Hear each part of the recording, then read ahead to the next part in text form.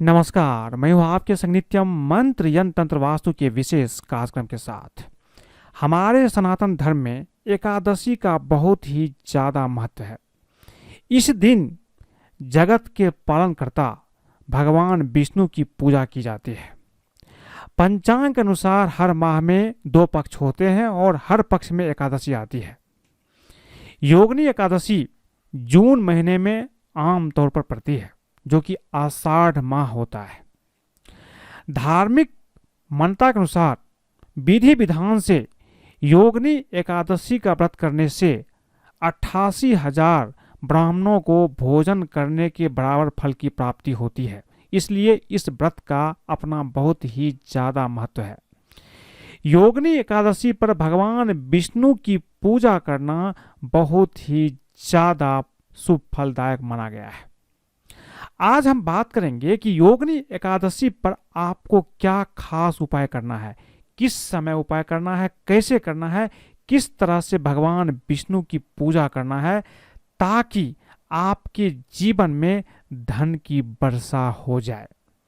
हम बात करेंगे कि योगिनी एकादशी के दिन क्या खास उपाय करना है, क्या खास टोटके करने हैं और योगिनी एकादशी की क्या है खास पूजा विधि, इसके बारे में भी चर्चा करेंगे।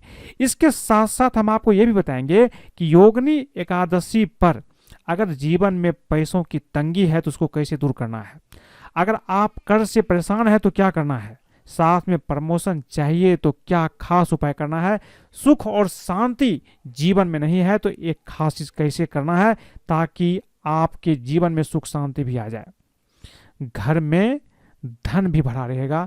इसके लिए भी हम खास चर्चा आपको बताएंगे। लेकिन इसके पहले अगर आप हमारे चैनल को सब्सक्राइब नहीं किए हैं तो कृपया इसे सब्सक्राइब कर ले तथा बेल बटन को दबाएं ताकि नए वीडियो का नोटिफिकेशन आपको तुरंत मिल जाए।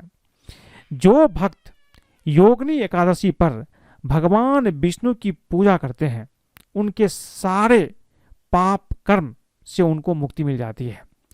यह भी कहा जाता है कि योगिनी एकादशी व्रत करने वाले लोगों की मृत्यु के बाद भगवान विष्णु के चरणों में जगह प्राप्त होता है। आज हम बात करेंगे कि योगिनी एकादशी के दिन क्या खास उपाय आपको करना है। देखिए, योगिनी एकादशी व्रत में स्नान का विशेष प्रावधान है। योगिनी एकादशी के दिन स्नान करने से पहले पानी में आंवले का रस मिलाकर के स्नान कीजिए। स्नान के लिए तिल के लेप का भी प्रयोग आप कर सकते हैं। इससे आपको बहुत पुण्य प्राप्त होगा अगर आप योगिनी एकादशी के दिन ऐसा करते हैं। योगिनी एकादशी के दिन भगवान विष्णु को दूध में केसर मिला करके अभिषेक करने से भगवान विष्णु अपने भक्तों पर बहुत जल्द प्रसन्न हो जाते हैं। अगर आपके घर में दक्षिणावर्ती शंख है तो थोड़ा सा दूध केसर उसमें डाल करके भगवान विष्णु का दक्षिणावर्ती शंख से आपको अवश्य अभिषेक करना चाहिए। ये चीज आप अवश्य कीजिए। हर एक एकादशी पर यह चीज आपको करना चाहिए। इसके साथ साथ योगिनी एकादशी के दिन दक्षिणावर्ती शंख में गंगा जल भर करके भी आप माता लक्ष्मी का अभिषेक कीजिए, उनको स्नान करवाइए। इससे माता लक्ष्मी की कृपा आपको प्राप्त होगी। योगिनी एकादशी के दिन अगर आप विष्णु सहस्त्र नाम का पाठ करते हैं तो इससे कुंडली के सभी ग्रह शांत हो जाते हैं। ये ध्यान रखिए, विष्णु सहस्त्र नाम बहुत ही उपयोगी पाठ है। अगर आपको आता है तो ये चीज आपको अवश्य करना चाहिए।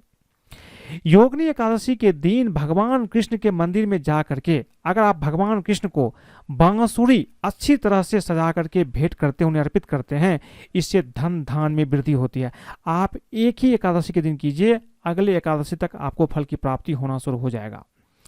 योगिनी एकादशी के दिन पीली सरसों का भोग लगाने से भी शुभ फलों की प्राप्ति होती है। योगिनी एकादशी के दिन भगवान विष्णु की प्रतिमा के आगे गीता का पाठ करने से पितरों का आशीर्वाद प्राप्त होता है। अगर आपको गीता का पाठ आता है, किसी भी अध्याय का पाठ कीजिए। अगर पूरा गीता का पाठ कर सकते हैं तो बहुत ही अच्छा होगा। भगवान विष्णु की पूजा तुलसी के बिना पूरी नहीं होती है, इसलिए भगवान विष्णु को तुलसी आपको अवश्य ही अर्पित करना चाहिए। योगिनी एकादशी के दिन शाम के समय अगर आप पूजा करते हैं तो आप भगवान विष्णु की पूजा के बाद श्री सूक्तम का पाठ भी करें। इससे मां लक्ष्मी भी प्रसन्न हो जाती है। योगिनी एकादशी के दिन जो लोग व्रत करते हैं अच्छी बात है, लेकिन जो लोग व्रत नहीं भी करते हैं, कम से कम आपको चावल का सेवन बिल्कुल भी नहीं करना चाहिए। स्नान के बाद आपको क्या करना है? जो एकादशी का व्रत होगा, योगिनी एकादशी के व्रत के दिन आपको स्नान के बाद पीले वस्त्र आपको धारण करना है और भगवान को भी पीले वस्त्र आपको अर्पित करना चाहिए इस दिन। इसके बाद उन्हें पीले फल एवं मिठाइयों का भोग लगाइए। मिठाई भी पीला होना चाहिए। साथ ही उन्हें पीले पुष्प भी अर्पित कीजिए, यानी कि जो चीज आप अर्पित करेंगे वो पीला होना चाहिए। ऐसा करने से भी भगवान विष्णु प्रसन्न होते हैं और आपकी सारी मनोकामनाएं पूर्ण हो जाती है। अगर आप एकादशी के दिन रात के समय में या सुबह के समय ब्रह्म मुहूर्त में अगर आप भगवान विष्णु को पीला कपड़ा, पीला फूल, पीली मिठाई भी अर्पित करते हैं, पीले पुष्प अर्पित करते हैं और जो कामना मनोकामना है उसकी आप भगवान विष्णु से मन ही मन बोलते हैं, तो कामना पूर्ण हो जाती है। पूजन के बाद और पूजन के दौरान भगवान विष्णु का अभिषेक करना मत भूलिए। जैसा कि मैंने आपको पहले बताया है कि दक्षिणावर्ती शंख में आप गंगा जल भर करके भगवान विष्णु को आप उनका अभिषेक अवश्य कीजिए। अगर गंगा जल नहीं है तो आप जल से भी अभिषेक कर सकते हैं, और अगर आपके पास दूध है आप केसर दूध से भी इससे भी आप अभिषेक कीजिए। और तुलसी का भोग आपको अवश्य ही लगाना चाहिए, इसका ध्यान रखिए। बिना तुलसी के भोग का आप पूजा संपन्न आपका नहीं होगा, इसका आप ध्यान रखिए। योगिनी एकादशी के दिन ब्राह्मण एवं गरीब लोगों को आपको पीला खीर, हलवा इसका भोजन कराइए। अगर आप कर सकते हैं तो कीजिए। उन्हें पीले अनाज का भी दान कीजिए, साथ ही कुछ दक्षिणा भी दीजिए।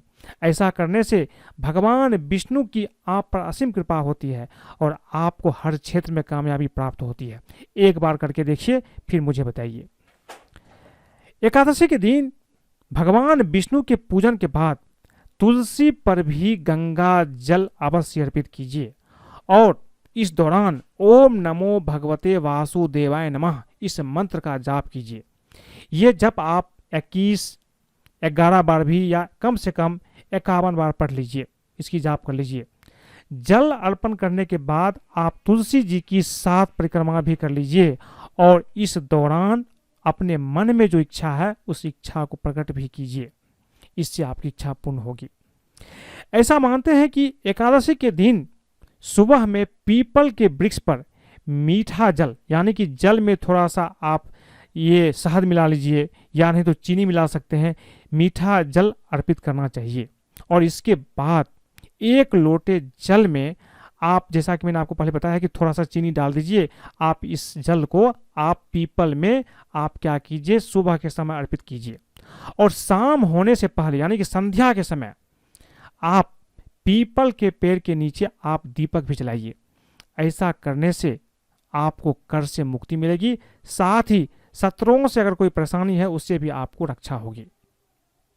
अब ये जानते हैं कि योगिनी एकादशी का जो व्रत है उसकी सामान्य पूजा विधि क्या है। देखिए, योगिनी एकादशी के दिन उपवास की शुरुआत 10वीं तिथि की रात्रि से हो जाती है और व्रती को 10वीं तिथि की रात्रि से ही तामसिक भोजन का त्याग कर देना चाहिए, सादा भोजन ग्रहण करना चाहिए और ब्रह्मचर्य का भी पालन करना चाहिए। हो सके तो जमीन पर सोइए। प्रातःकाल उठ करके आपको सबसे पहले स्नान कर लेना है। भगवान विष्णु की प्रतिमा को गंगा जल से आप स्नान कराइए। आप दीपक जला करके भगवान विष्णु का स्मरण कीजिए और स्तुति कीजिए। पूजा में तुलसी के पत्तों का प्रयोग करें, जैसा कि मैंने आपको पहले बताया है। पूजा करने के बाद आप वहीं बैठ करके भगवान विष्णु के मंत्र का भी जाप कर लीजिए, ओम नमो भगवते वासुदेवाय, और पूजा के अंत में भगवान विष्णु का आरती कीजिए। शाम को भी भगवान विष्णु के समक्ष दीपक जलाइए और उनकी पूजा कीजिए, भजन कीजिए। इसके बाद अगर हो सके तो विष्णु सहस्त्रनाम का पाठ कीजिए। अगले दिन यानी द्वादशी के समय शुद्ध होकर के व्रत के पालन का जो मुहूर्त है उसी समय आपको व्रत तोड़ना चाहिए, व्रत खोलना चाहिए। सबसे पहले भगवान विष्णु को भोग लगाइए। भोग में अपनी इच्छानुसार कुछ मीठा भी शामिल कीजिए और फिर उसी भोग को प्रसाद के रूप में आप बांटिए। ब्राह्मणों को भोजन करा करके उन्हें दान दक्षिणा दें। इसके बाद खुद आप भोजन कीजिए। एकादशी के दिन अगर आप पूजा पाठ व्रत उपवास करते हैं तो अच्छी बात है, और अगर नहीं कर पाते हैं तो कम से कम तामसिक भोजन का त्याग कीजिए, और चावल का भी आपको सेवन नहीं करना चाहिए, इसका भी आपको ध्यान रखना चाहिए।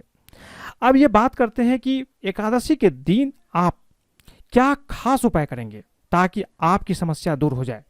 एकादशी के दिन न सिर्फ पूजा पाठ व्रत उपवास किए जाते हैं, साथ ही एकादशी के दिन आर्थिक तंगी के उपाय भी किए जाते हैं जो कि बहुत कारगर होते हैं। एकादशी के दिन पैसों की समस्या से छुटकारा पाया जा सकता है, और भगवान विष्णु को प्रसन्न करके आप अपनी अन्य समस्याओं से भी छुटकारा आपको मिल सकता है। सबसे पहले बात करते हैं कि पैसों की तंगी आपके जीवन में है तो कैसे दूर करें।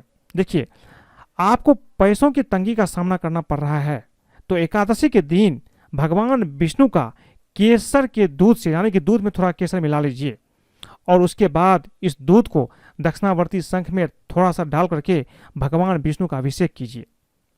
भगवान विष्णु की पूजा करते समय कुछ पैसे आप उनके सामने रख दीजिए। इसके बाद इन पैसों को उठा करके अपने पर्स में रख लीजिए।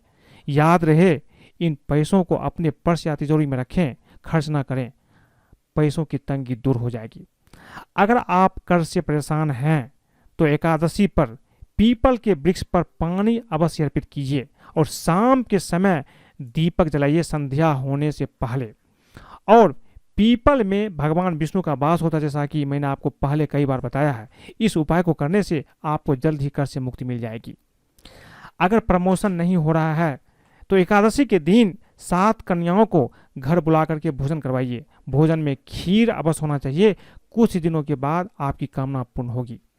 सुख और शांति नहीं है जीवन में, तो इसके लिए एकादशी के दिन एक नारियल और थोड़ा सा बादाम भगवान विष्णु के मंदिर में चढ़ाइए।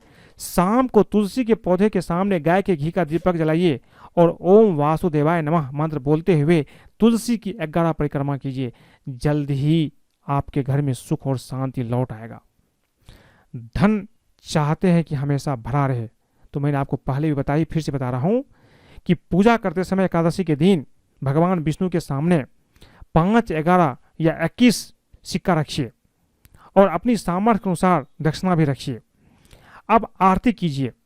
एकादशी के अगले दिन स्नान के बाद इन सिक्कों को अपने पर्स या तिजोरी में रख लीजिए।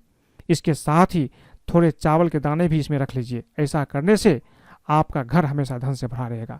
तो आज मैंने आपको बताया कि योगिनी एकादशी के दिन आपको क्या खास उपाय करना चाहिए, किस तरह से भगवान विष्णु की पूजा करना चाहिए।